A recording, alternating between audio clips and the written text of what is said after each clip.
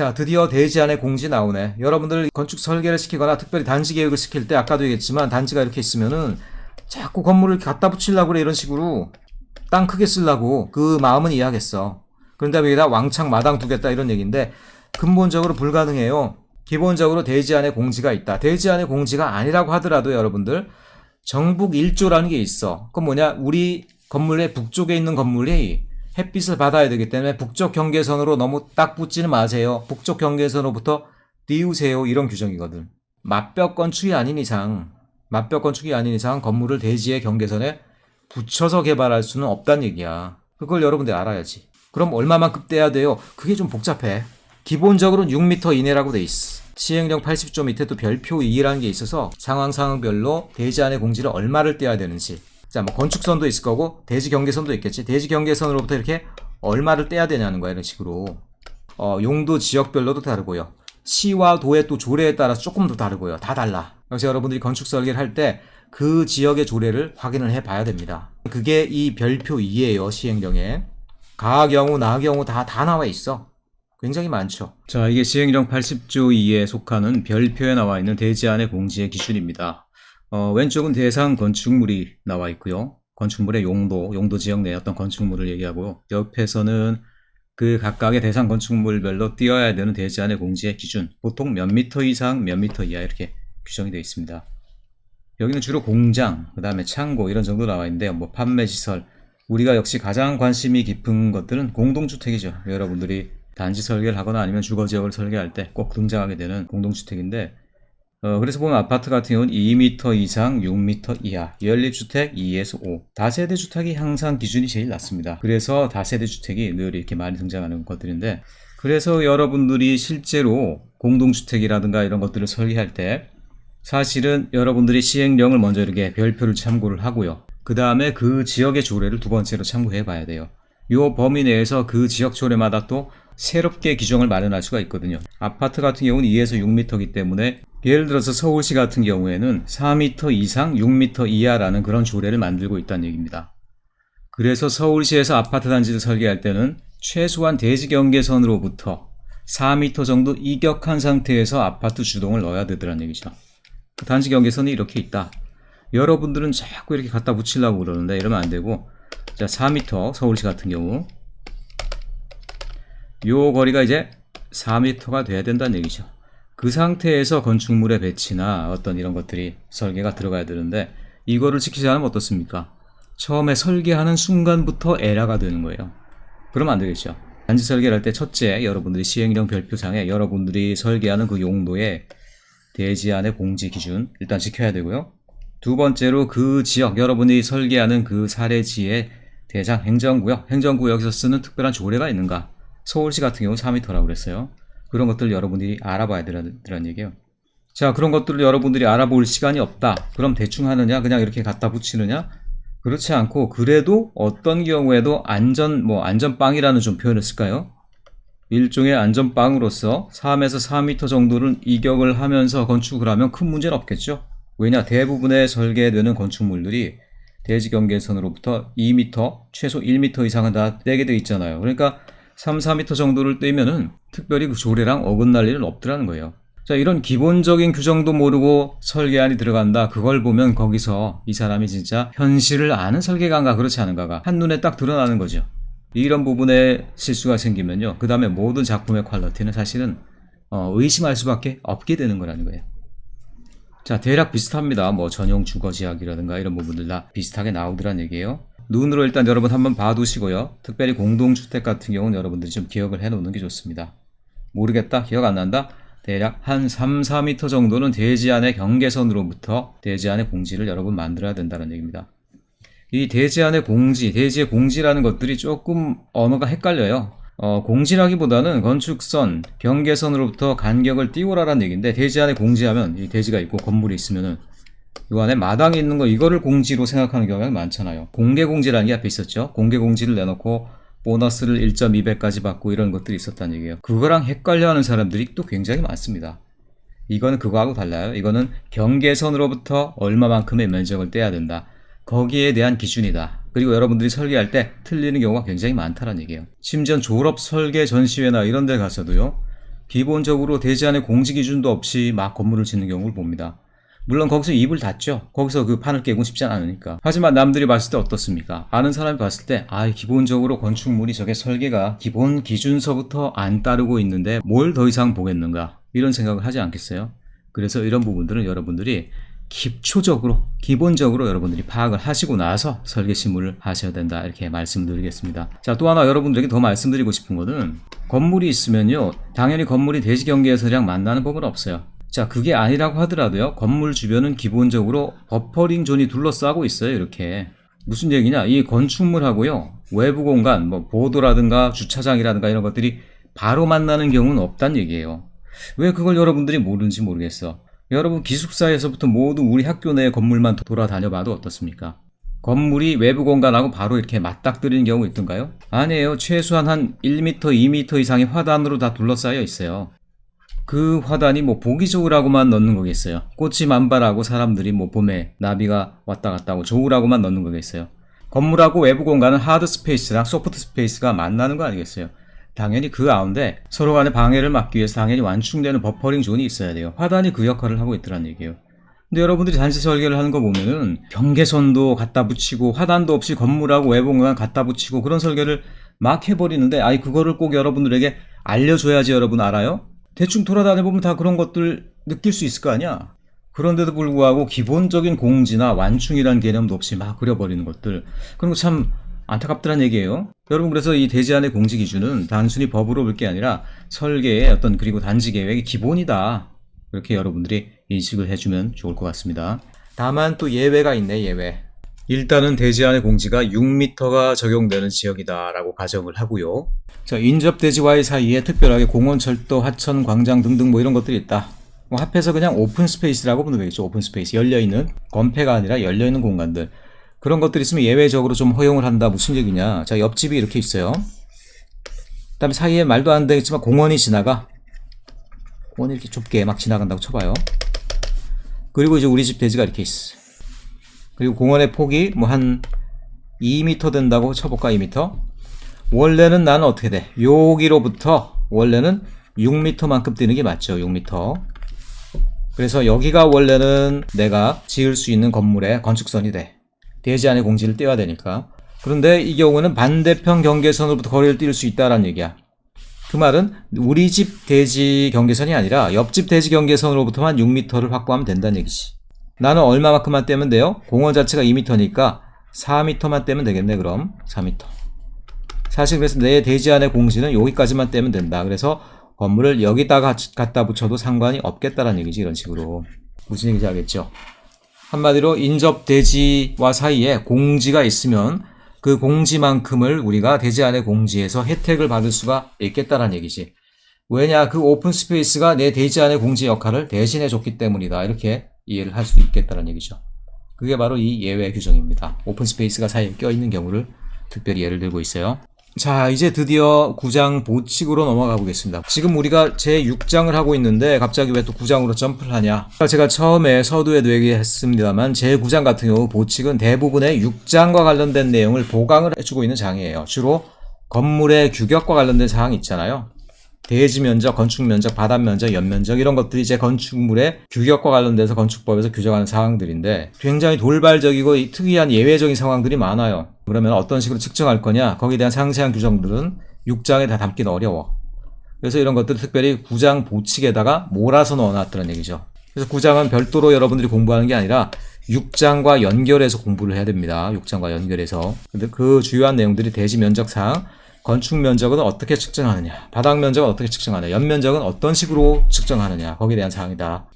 첫째, 이제 대지 면적을 어떻게 측정하느냐라는 것들인데, 대지가 이렇게 반듯하면은 그냥 대지 면적 딱 나오죠. 그런데 뭐랄까, 땅이라는 건 항상 경사가 있잖아. 등고선이 있으면 어쩌라는 거지. 이런 식으로 등고선이 있어. 위에서 내려다 보면은 반듯한데 실제 땅의 형상 때문에 이렇게 등고선이 있단 말이야. 이런 식으로. 그래서 경사가 이렇게 되면 이거는 면적을 어떻게 재냔 말이야. 당연히 여기서 보면 더 면적이 넓어 보이잖아. 어떻게 하겠어요? 대지 면적은 수평 투영 면적입니다. 예를 들어서 내가 땅이 한 평이야, 위에서 볼 때는. 근데 비탈길이면 어떻게 돼? 비탈길이면 땅이 실제로 비탈면에서 보면 이런 면적이 될 수도 있잖아요. 와, 그럼 내 땅이 그럼 한 10평으로 넓어지네? 아니란 얘기지. 위에서 내려다본 수평 투영 면적으로 봤을 때만 측정을 하더란 얘기야. 그렇기 때문에 대지 면적은 수평 투영 면적이기 때문에 경사나 비탈 이런 것들은 감안을 하지 않는다라는 겁니다. 그리고 건축선이 정해진 경우 건축선 밖의 면적은 제외를 합니다. 건축선이 정해지는 경우 어떤 경우가 있었어요? 도로가 4m를 충족 안 했을 때 건축선이 이렇게 지정되죠? 그런 경우 또는 가각전지에 의해서 도로를 갖다가 이렇게 모퉁이를 잘라내야 되는 경우 잘라내는 그 삼각형 덩어리 대지 면적에서 제외가 되죠. 그래서 나머지 대지 면적을 가지고 여러분들이 용적률, 건폐율 이런 것들을 다 재야 되는 거란 얘기예요. 또 하나 그리고 여러분의 대지 내에서 공원이나 어떤 도시군계획 시설 면적이 적용되어 있는 경우 그래서 이런 식으로 도시공원이 계획돼 있어. 그래서 요만큼이 내 대지가 도시공원에 포함되어 있네. 그럼 내 대지는 이만큼이라는 얘기죠. 별게 아니라. 뭐 그런 거야 여러분 상식적으로 생각할 수가 있죠. 자, 수평 투영 면적이라는 건요. 대지뿐 아니라 모든 건물의 규격에도 거의 다 적용이 돼요. 그 다음에 이제 건축 면적으로 한번 넘어가 봅시다. 아까도 얘기했지만 건축 면적이라는 건 건물의 발바닥에 해당하는 면적이다. 건폐율 산정의 기준이다 라고 얘기를 했죠. 그럼 이 건축 면적은 어떤 식으로 측정을 하느냐. 자, 외벽이 있는 경우에 건축물의 외벽 중심선으로 둘러싸인 부분에 역시 수평 투영 면적. 수평 투영 면적은 모든 면적을 재는데 다 동일하게 적용됩니다. 여기만 특별히 적용되는 거 아니에요. 건축물의 외벽의 중심선으로. 물론 경우에 따라서는 건축물의 외벽이 없고 기둥이 그 자리에 있는 경우가 있겠죠. 그런 경우 가장 바깥쪽에 있는 기둥의 중심선이 여기 말하는 외벽 중심선의 역할을 대체하게 됩니다. 그러니까 건물이 이렇게 생겼다. 그럼 이 바깥면 따라서 재는 게 아니란 얘기예요. 이 건물의 외벽의 중심선 따라서 재는 거란 얘기입니다. 뒤에 한번 그림을 볼까요? 자, 여기 바닥 면적 산정하는 부분의 그림이긴 한데 여기랑 동일한 규정이기 때문에 말씀드려요. 자, 외벽이 있죠? 외벽 바깥의 경계가 아니라 지금 보니까 외벽에 중심선이 지나가고 있죠? 그 중심선을 따라가는 면적, 그 중심선을 따라가는 요 면적이 바닥 면적 또 그리고 건축 면적의 기준이 된다. 이런 얘기란 얘기예요. 벽을 이루는 것들, 기둥을 이루는 것들 이런 것들의 중심선이 결국은 건축 면적을 이루게 된다. 그렇게 여러분들이 이해를 하고 있어야 됩니다. 자, 그럼 여기서 여러분들이 또 하나 궁금한 것들이 생길 거예요. 수평 투영 면적으로 치면 애매한 놈들이 굉장히 많아요, 여러분들. 이제 말하자면 이제 처마 있는 자, 이런 우리나라 어떤 처마가 있고 처마 안에 집은 일반적으로 처마의 면적보다도 훨씬 작은 면적이죠. 집 말고 위에서 이걸 수평 투영을 해봐요. 그럼 투영해가지고 면적이 이만큼 나올 거 아니야, 이런 식으로. 근데 실제 내 건물의 이 거실의 면적은 요거밖에 안 되는 거 아니에요. 이 처마에서부터 지붕으로부터 내려오는 수평 면적은 이만큼이란 말이야. 그러면 이런 경우 나는 그럼 손해를 보게 되네. 처마가 넓다 보니까 지붕이 멀리 나와 있다 보니까 그 수평 투영한 면적이 커져. 그럼 실제 쓰는 거실은 요만한데 그것들의 건폐율, 용적률은 굉장히 크게 산정이 돼. 어떻게 됩니까? 나로서는 건축 면적을 그만큼 손해 볼 수밖에 없겠죠. 그래서 그런 경우 너무 억울하겠다 해서 또 이런 규정을 예외적인 규정을 또 두려는 얘기예요. 그러니까 건축법이 어려운 경우는 뭐냐? 기본적인 원칙은 굉장히 단순해. 한 줄이면 끝나.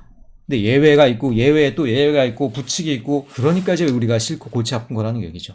자, 그런 경우 1m 이상 돌출하는 경우 1m 미만이면은 뭐 그거는 상관 안 해. 근데 돌출 부인 경우 아래 기준에 따라서 후퇴를 시켜준다. 내가 처마가 이만큼 나왔어. 그러면 이 처마 면적을 전체를 다 수평 투영 면적으로 해서 이걸 다 건축 면적으로 잡아주면 그건 너무 억울하죠. 단지 지붕이 나왔을 뿐이고 실제 건축을 활용하는 면적은 아닌데. 그래서 그렇게 돌출 부분 때문에 생기는 건축 면적은 좀 억울하니까 우리가 좀 깎아주도록 할게. 그런 차원에서 만들어진 규정이다. 이런 얘기라는 것이죠.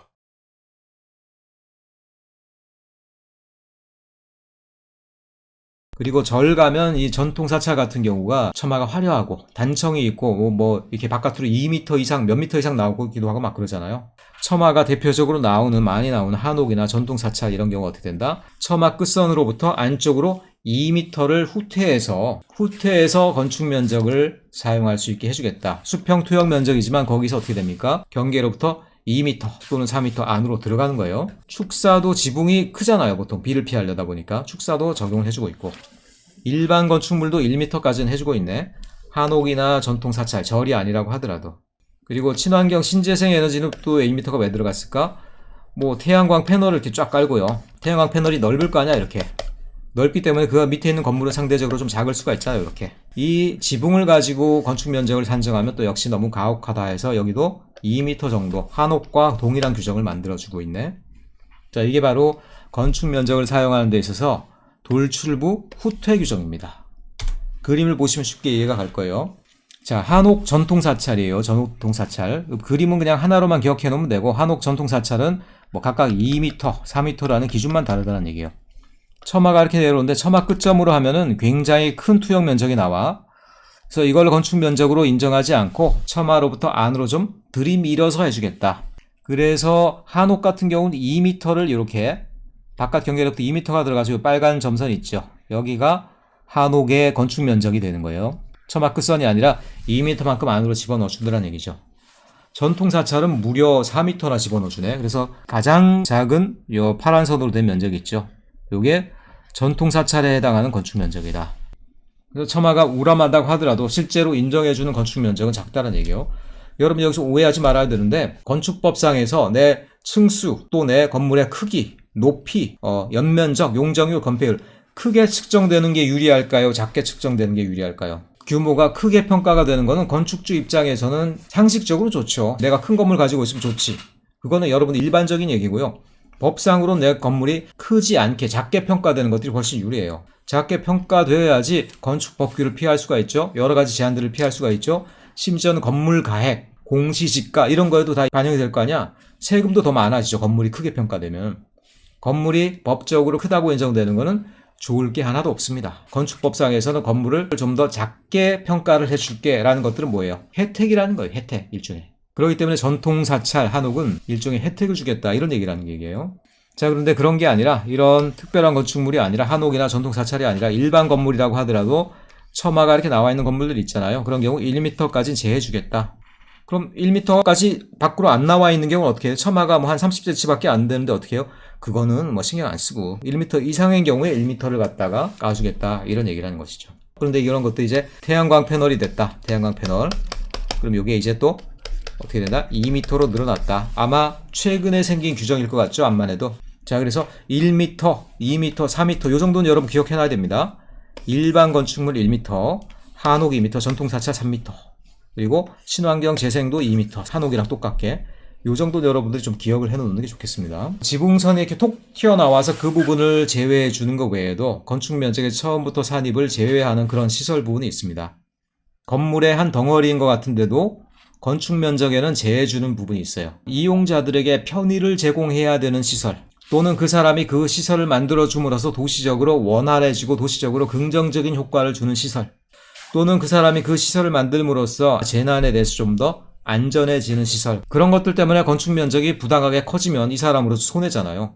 그런 시설 때문에 건축 면적이 커지는 부분들은 제외를 해주겠다 이런 얘기라는 거예요. 그러고 나서 이제 여러분들이 읽어보면 이해가 가더란 얘기예요. 주로 안전시 관련 시설, 약자 편의 관련 시설입니다. 첫째, 일단은 지표면으로부터 1m 이하의 부분이면은 이거는 뭐 건물이라고 보기는 어렵죠. 건물에 1m 이하로만 올라가는 부분이 있을까? 건물 앞에 붙어 있는 계단이라든가 경사로 뭐 그런 정도밖에 없겠죠. 그래서 1m 이하의 낮은 부분 아예 건축 면적에 포함을 안 시켜. 그리고 피난용 오구 계단 2m까지도 포함을 안 시켜준다. 당연히 이제 대피 관련한 시설이기 때문이죠. 그리고 일반인이나 차량의 통행을 돕기 위한 보행통로나 차량통로, 이런 것들도 지붕이 있고 기둥도 있으니까 건물인 것 같지만 실제 건축 면적에는 산입을 안 해주겠다는 얘기입니다. 지하로 내려가는 경사로 같은 경우도 위에 뚜껑이 있어요. 투영 면적으로 봤을 땐 건축 면적인 것 같아요. 근데 투영 면적에 넣어주지, 건축 면적에 넣어주지 않겠다. 지하로 출입구 내려가는데 그 상부에다 지붕을 이렇게 놨잖아요. 지붕이 있기 때문에 건축 면적인 것 같죠? 근데 그것도 빼주겠다. 음식이나 의류 이런 것들을 오타가 생겼네. 생활 객이긴 왜 또 객이니? 폐기물이겠죠, 폐기물. 생활 폐기물 보관시설 이런 것들도 나름 음식이나 의류를 놓기 위해서 지붕도 놓고 약간 구조물의 형태를 갖출 거 아니에요. 근데 그런 경우도 빼주겠다. 영유아 대피시설, 미끄럼도 있어요. 유치원 이렇게 있으면요, 뭐 3층에서 내려온 어린이들을 위해서 이렇게 미끄럼틀이 이렇게 쭉 나와 있는 경우도 있습니다. 이런 것들도 건축 면적에 빼주겠다. 뭐 이건 너무 당연한 얘기 같죠. 그리고 특별하게 장애인용 승강기를 별도로 만드는 경우 이것도 건축 면적에서 빼주겠다.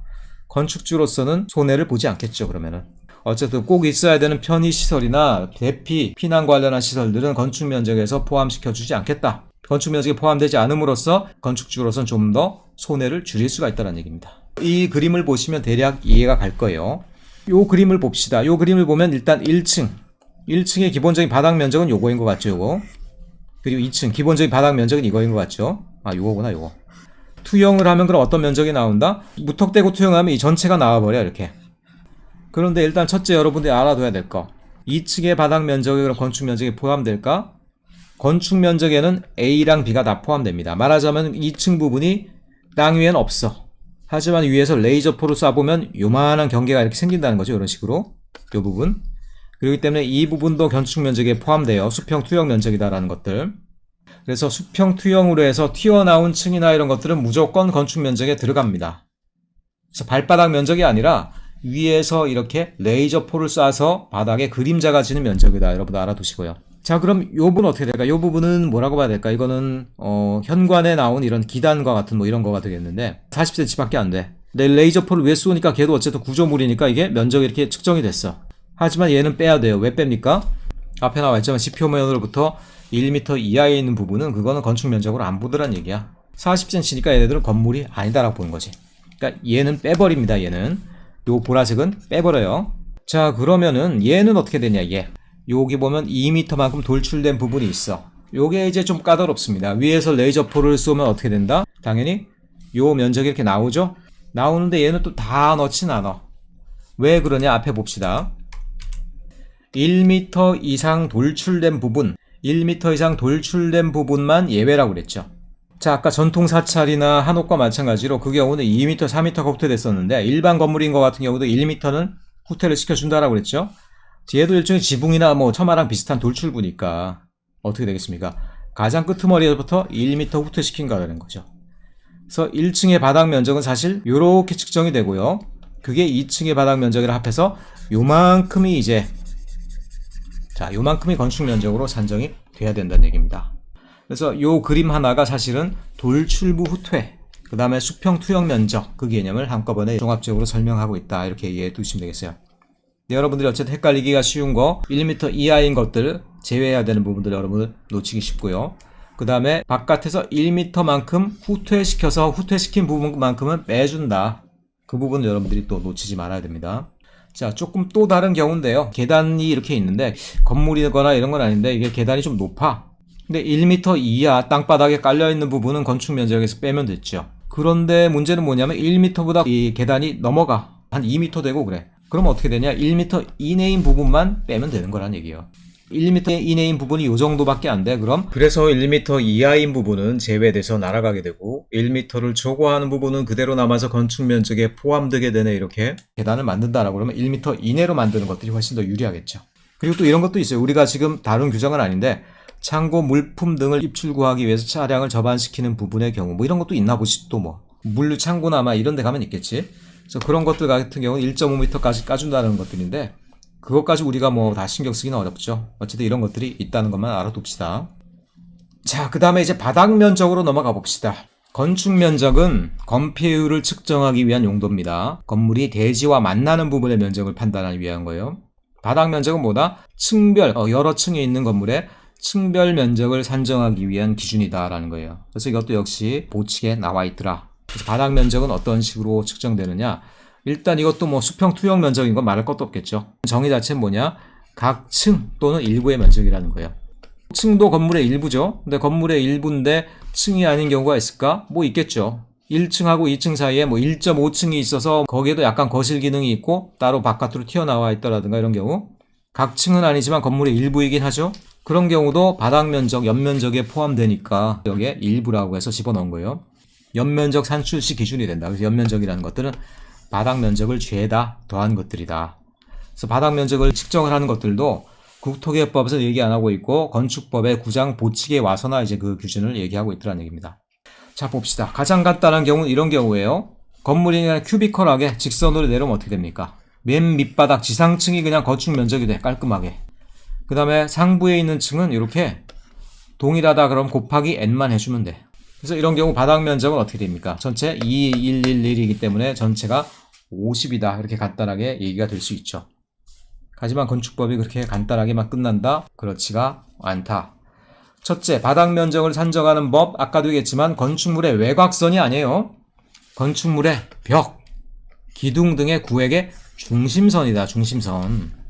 중심선으로 둘러싸인 부분이다. 벽만 있는 건물 같은 경우는요. 벽식 구조라는 게 있죠, 여러분. 벽식 건물은 뭐냐면 기둥이 없이 벽만이 있어서 위층을 벽이 받쳐주는 겁니다. 기둥이 있는 건물들은 어떻게 돼요? 벽이 받쳐주는 게 아니라 기둥이 위를 받쳐주는 상태에서 벽은 가림막의 역할만을 하죠. 그래서 만약 벽식 구조다라고 그러면 어떻게 됩니까?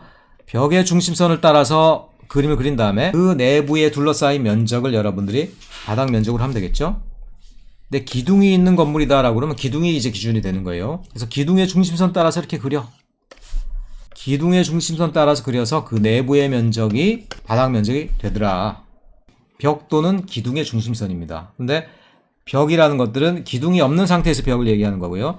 기둥이 있게 되면 기둥이 이제 주인공이 돼요. 그래서 기둥의 중심선이 바닥 면적 산정의 기준이 된다. 분명히 알아두세요. 벽이나 기둥의 중심선, 또 기둥이 있는 경우 기둥이 우선권이 있다. 이렇게 여러분들이 알아두시기 바랍니다. 아유, 그런데 또 역시 지긋지긋한 재회가 좀 나오네요. 재회. 그래서 보면은 앞에 건축 면적의 산정과 좀 비슷한 부분들이 또 많아요.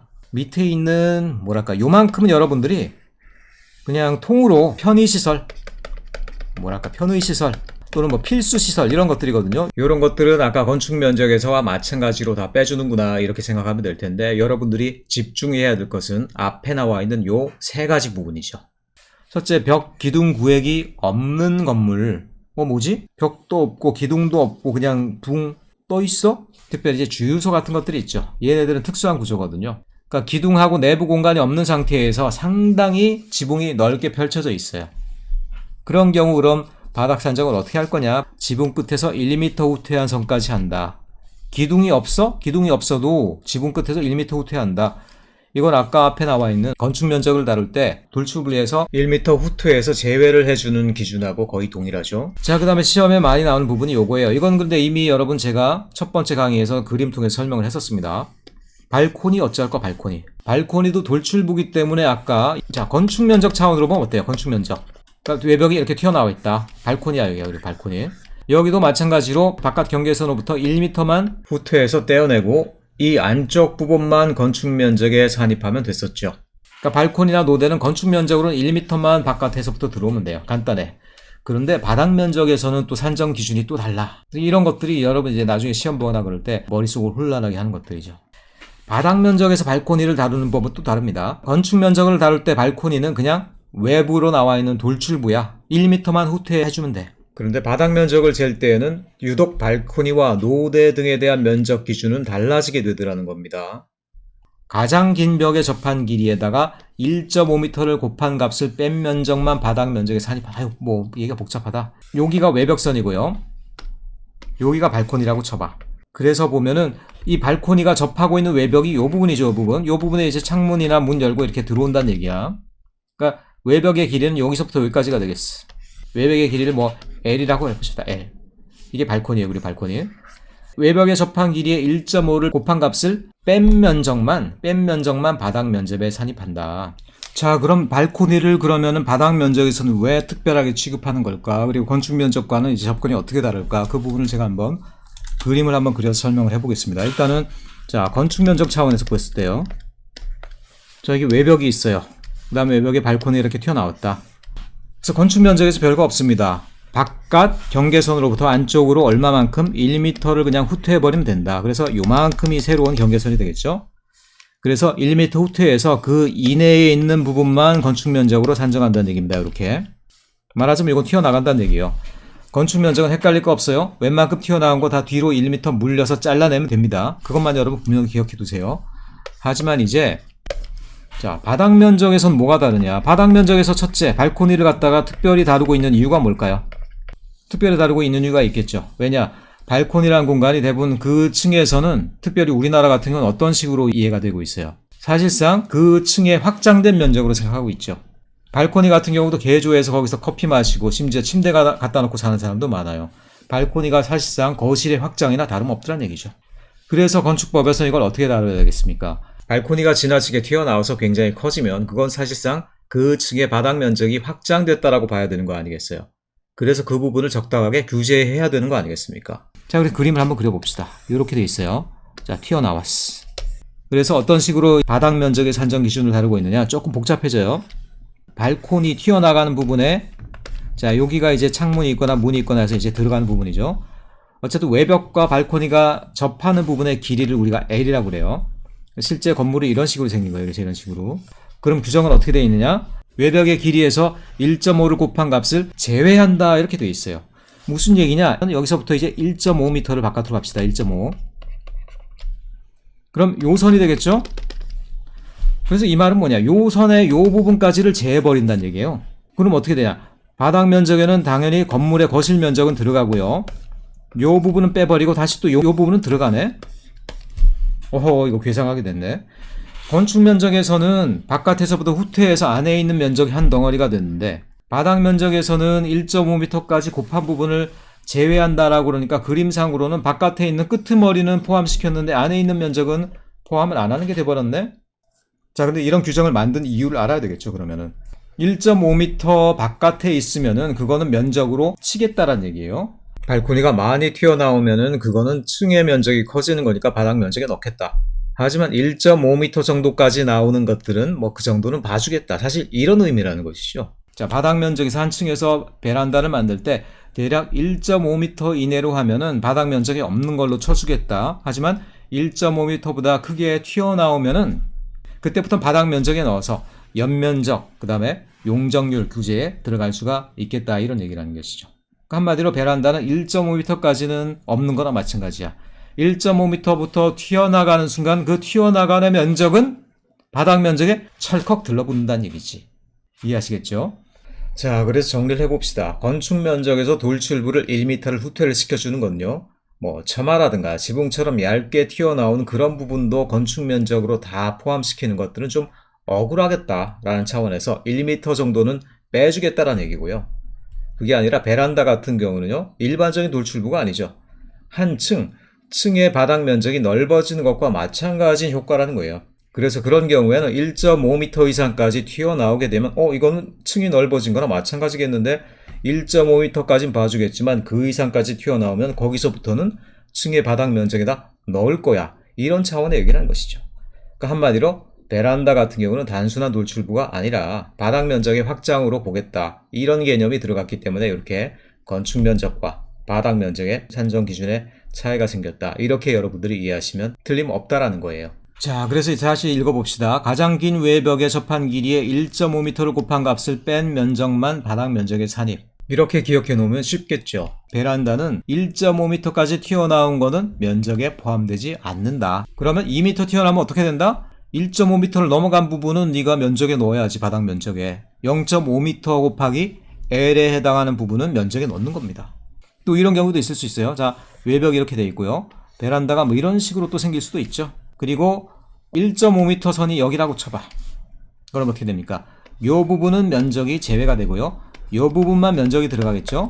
이 부분의 면적은 그냥 한 덩어리가 아니라 이 두 개의 사각형이 따로따로 측정돼 가지고 A1과 A2를 갖다가 더해야 되겠죠. 그게 바로 또 거실 면적과 더해주는 게 바닥 면적이겠죠. 이런 식으로 또 문제를 낼 수도 있겠다라는 거 여러분들이 알아두시기 바랍니다. 자, 그 다음에 연면적입니다. 연면적은 일단은 기본적으로는 뭐다? 시그마하고 바닥 면적이다 라고 얘기했죠. 하지만 신경 써야 될 거, 그냥 연면적이다 라고 그러면은 지하층을 포함해요. 지상부, 지하부 다 포함합니다. 하지만 용적률 산정을 위한 연면적, 그때는 연면적이라고 아예 안 부르는 게 낫겠죠. 그냥 용적률을 바로 산정한다라고 생각하시면 되겠죠. 용적률을 산정할 때는 그때는 지상층의 면적만 합을 넣는다 이렇게 생각하면 되겠어요. 이렇게 말을 이해하기보다는 용적률은 아예 연면적이 안 들어간다라고 생각하시는 게 낫겠죠. 아까도 나왔지만 주로 주차 관련 편의시설이나 노약자 관련 시설, 재난대피시설 이런 것들은 우리가 제외해주는 경향이 있었다. 역시 지상층의 주차용 면적 부분도 연면적에서 제외를 해주네요. 다만 주차 건물이 주 건물이면 그건 당연히 안 되는 거고 부속 용도로 쓰는 경우만 제외를 해주겠다. 그래서 지상층에 주차용 건물을 따로 놓고 그런 경우도 연면적에서 들어가지는 않는다. 그래서 뺀다라는 것도 여러분 같이 알아두시면 좋을 것 같습니다.